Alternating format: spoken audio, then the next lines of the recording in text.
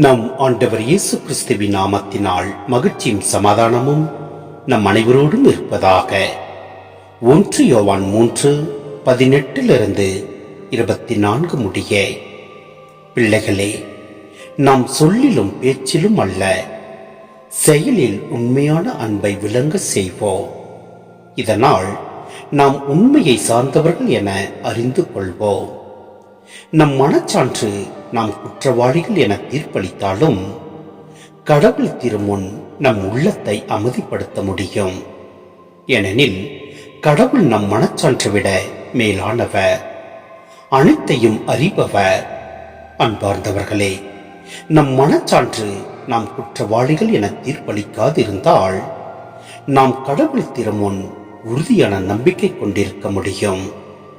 அவரிடம் நாம் எதை கேட்டாலும் பெற்றுக்கொள்வோம். ஏனெனில் அவர் கட்டளைகளை கடைபிடிக்கிறோம். அவர் திருமுன் அவருக்கு உகந்தவற்றையே செய்து வருகிறோம். கடவுள் நமக்கு கொடுத்த கட்டளைப்படி அவருடைய மகன் இயேசு கிறிஸ்துவிடம் நம்பிக்கை கொண்டு ஒருவர் மற்றவரிடம் அன்பு செலுத்த வேண்டும். இதுவே அவரது கட்டளை. கடவுளுடைய கட்டளைகளை கடைபிடிப்பவர் அவரோடு இணைந்திருக்கிறார். கடவுளும் அவரோடு இணைந்திருக்கிறார். கடவுள் நம்மோடு இணைந்திருக்கிறார் என்பதை அவர் நமக்கு அருளிய தூய ஆவியால் அறிந்து கொள்கிறோம். சிந்தனை: அன்பு என்பது செயல்களில் வெளிப்பட வேண்டும் என்பதை அழுத்தமாக எடுத்துக் கூறப்பட்டுள்ளது. திருத்துதர் பவுல் கூறுவது போல், உழைப்பில் வெளிப்படும் அன்பே கிறிஸ்துவ வாழ்வின் அடிப்படை. அன்பின் வழியாய் செயலாற்றும் நம்பிக்கையே கிறிஸ்துவம். எனவே அன்பு என்பது சொல்லிலும் பேச்சிலும் அல்ல, அது செயலில் விளங்க வேண்டும். தேவையில் இருப்போருக்கு உதவுவதில் அது தெளிவாக வெளிப்படும்.